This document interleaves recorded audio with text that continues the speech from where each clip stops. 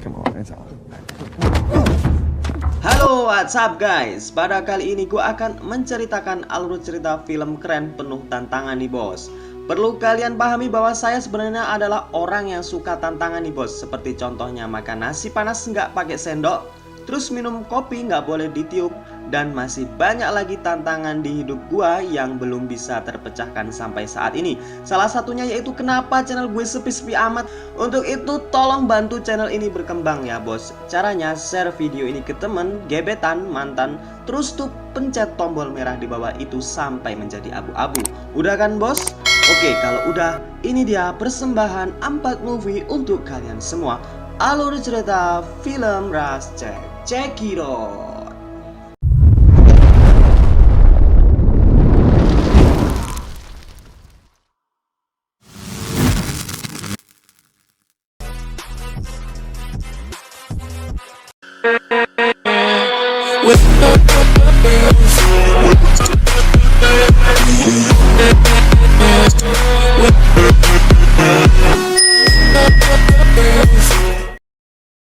Pada awal film diceritakan ada wanita cantik yang bernama Sawyer. Ia terlihat sedang melakukan maraton pagi agar tubuhnya selalu sehat.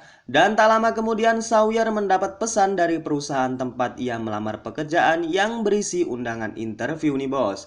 Terlihat ia merasa sangat gembira karena pesan tersebut. Bergegas kemudian ia menyiapkan segala sesuatunya, kemudian ia mengecek tempat lokasi yang akan dia tuju.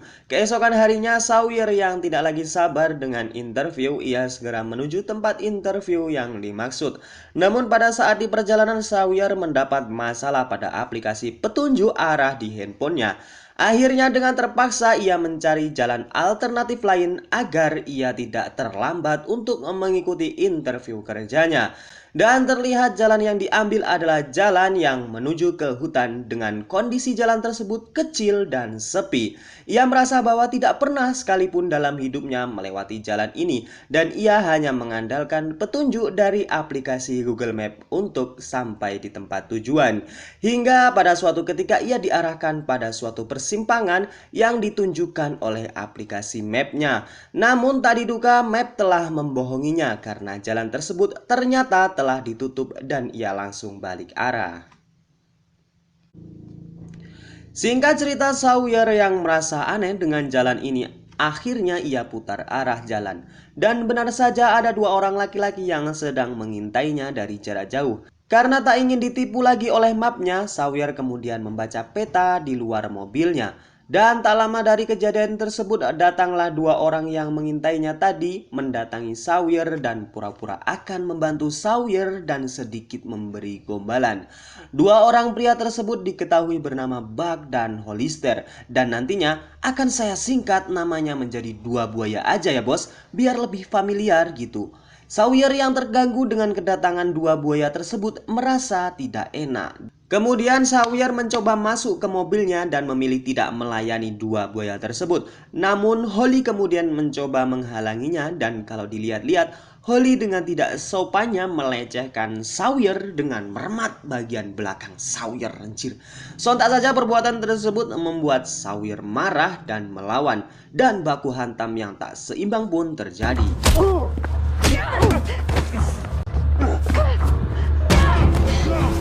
Singkat cerita, Sawyer berhasil lepas dari buaya-buaya tersebut dan kabur dengan berlari ke arah hutan. Kemudian Sawyer bersembunyi dan mencoba mengalihkan dua buaya tersebut dengan melemparkan batu ke arah yang berlawanan. Dan dua buaya bodoh tadi tertipu dengan Sawyer yang berhasil selamat. Namun Sawyer masih takut untuk bangkit dari persembunyiannya. Alhasil Sawyer terpaksa bermalam di hutan tersebut sendirian. Keesokan harinya kita diperlihatkan oleh seorang polisi yang bernama Sheriff. Ia mendapat kabar dari rekannya bahwa ada sebuah mobil yang tidak berpenumpang berada di pinggir jalan. Tak lama kemudian Sheriff menuju ke TKP. Ternyata mobil yang dimaksud adalah mobilnya Sawyer. Sheriff kemudian menghampiri rumah Holly dan Beck yang kebetulan tidak jauh dari kejadian tersebut. Sheriff kemudian menanyakan tentang mobil tersebut dan menyuruh dua buaya tersebut untuk membuang mobil tersebut ke jurang saja. All right, well, I tried. Singkat cerita, mobil dibuang oleh buaya-buaya itu dan terlihat Sawyer berada di bawah jurang melihat mobilnya yang jatuh dari atas jurang. Kemudian Sawyer mengambil HP yang berada di dalam mobilnya untuk meminta bantuan. Saat ia melihat HP-nya, ia sangat terkejut karena banyak panggilan dari keluarganya yang tengah mencarinya. Singkat cerita, dua buaya tadi menemukan sobekan jaket yang digunakan Sawyer untuk membalut lukanya. Karena dua buaya ini berpikiran bahwa Sawyer masih hidup dan akan melaporkan kejadian ini ke polisi, dua buaya ini berusaha mencari Sawyer dan mendatangi tempat di mana mobil Sawyer tadi dibuang. Namun sayang sekali Sawyer tidak lagi di tempat dan pergi mencari bantuan menggunakan HP-nya. Bagaikan jatuh tertimpa tangga, ya itulah yang dialami Sawyer saat ini karena sampai larut malam ia tidak menemukan sinyal dan ketika ia akan mengirim pesan suara, baterai HP-nya habis dan HP-nya pun mati. Anjir, apes banget Sawyer ini ya. Tak habis dengan itu, Sawyer yang sudah 2 hari tidak makan merasa sangat lemas dan tiba-tiba kepalanya pusing dan kemudian pingsan. Dengan tatapan yang kabur, Sawyer melihat ada sosok laki-laki yang menolongnya dan membawa ke rumahnya. Dan ketika terbangun, Sawyer mencoba kabur dan ia dihentikan oleh orang yang menolongnya tadi malam. Diketahui pria ini bernama Lowell. Scene berpindah ke kantor polisi. Kita diperlihatkan dengan anggota polisi yang datang. Ia adalah Nick. Nick mencurigai bahwa Holly dan Buck adalah pelakunya karena Nick mengetahui bahwa Holly dan Buck sering bertemu dengan Cheryl. Di sisi lain terlihat tangan Sawyer yang diikat oleh Lowell. Lowell khawatir dengan Sawyer karena seringkali Sawyer mencoba melarikan diri. Kemudian terdengar suara mobil yang datang dan Sawyer seketika berteriak meminta pertolongan. Namun Lowell dengan sigap membungkam mulut Sawyer dan mengatakan yang datang adalah dua buaya yang mencelakai Sawyer di awal film tadi. Holly dan Buck kemudian bertanya kepada Lowell tentang wanita yang hilang tadi malam. Diketahui Lowell adalah sepupu dari Holly dan Buck. Lowell kemudian mengatakan bahwa ia tidak mengetahui wanita yang dimaksud.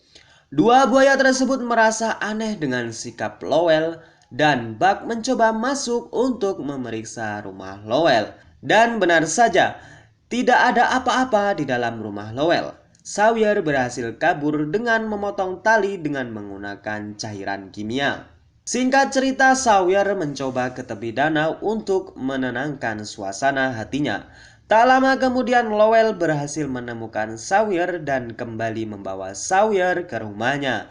Di sisi lain, para polisi sedang berunding untuk memecahkan masalah bahwa ada seorang wanita yang hilang beberapa hari ini. Dan polisi tersebut menyuruh Cheryl mencari wanita itu. Akhirnya Cheryl menemui dua buaya tadi untuk mencari wanita itu agar bisnis haram mereka tidak terbongkar oleh polisi. Diketahui Cheryl, dua buaya, dan Lowell adalah orang yang mengedarkan narkoba di wilayah ini.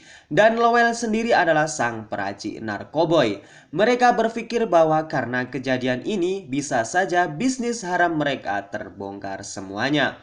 Pada keesokan harinya, Lowell mengatakan kepada Sawyer bahwa dirinya adalah sang juru masak narkoboy.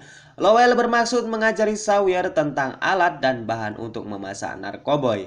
Beberapa saat kemudian Lowell menyuruh Sawyer pergi ke danau karena sebentar lagi dua buaya tadi akan datang untuk membawa bahan-bahan narkoboy. Beralih ke kantor polisi, Sheriff kemudian menyuruh Nick untuk pulang menemui keluarganya karena hari ini sedang diadakan selamatan yang dilaksanakan keluarganya. Saat Nick akan masuk ke mobilnya, Nick teringat masih ada barang yang tertinggal di kantor. Ia dikejutkan dengan percakapan Sheriff dan Buck di telepon. Seketika Sheriff yang kaget dengan kedatangan Nick mencoba mengajaknya keluar dan tiba-tiba Sheriff membunuh Nick karena Nick telah mengetahui dalang di balik ini semua. Pada malam harinya, Sheriff menyuruh dua buaya tadi membuang mayat Nick agar tidak bisa ditemukan oleh para polisi. Pada keesokan harinya datang polisi yang bernama Joe. Ia menanyakan perkembangan kasus wanita yang hilang di wilayahnya, dan ia merasakan bahwa wanita itu masih belum bisa ditemukan. Maka Joe akan segera melakukan pencarian dengan timnya sendiri. Rust Creek all the way through to Black Ridge. Sheriff yang curiga dengan Lowell, ia kemudian mendatangi dua buaya tadi dan mengambil paket narkoboy. Ia kemudian berpesan untuk mendatangi Lowell dan melihat apa yang terjadi di dalam rumahnya. Dua buaya tadi kemudian mendatangi rumah Lowell secara diam-diam, dan benar saja wanita yang selama ini mereka cari sedang berada di rumah Lowell. Holly mencoba akan membunuh Sawyer, namun Lowell mengatakan bahwa Sawyer bisa memasak narkoboy dan akan membuat mereka kaya. Lowell kemudian menyuruh Sawyer memasak narkoboy dengan bahan-bahan yang ia sebutkan, dan ternyata bahan-bahan tersebut bisa meledak karena suhu yang panas. Dan benar saja ketika bahan-bahan tadi dimasukkan dalam suhu yang panas, seketika menjadi meledak. Boom! Singkat cerita, ledakan tersebut membuat dua buaya tersebut terluka dan Buck sendiri langsung tewas karena ledakan itu. Holly yang masih hidup merasa dipermainkan oleh Sawyer mencoba bangkit dan menembaknya. Namun ia berhasil dihalangi oleh Lowell dan Lowell pun tewas karena tembakan tersebut. Singkat cerita, Sheriff datang dan melihat kejadian itu. Ia kemudian menembak Holly karena ia ingin bersih namanya. Sawyer berhasil kabur dan sampai di tepi jalan. Tiba-tiba ia didatangi oleh mobil sheriff dan ia berpura-pura sebagai polisi yang baik. Ia kemudian memberi tumpangan dan berjanji akan menyelamatkannya. Di dalam mobil ia bertanya kepada Sawyer tentang apa yang telah menimpanya. Kemudian sheriff dengan sengaja menghentikan mobilnya di tepi danau dan mengatakan bahwa perjalanan harus dilanjutkan dengan jalan kaki. Namun tiba-tiba ketika sampai di danau, sheriff mencoba membunuh Sawyer karena lagi-lagi ia tidak ingin Sawyer hidup dan menjadi saksi kejahatannya. Di antara mereka terjadilah baku hantam dan membuat sheriff bangsat itu mati.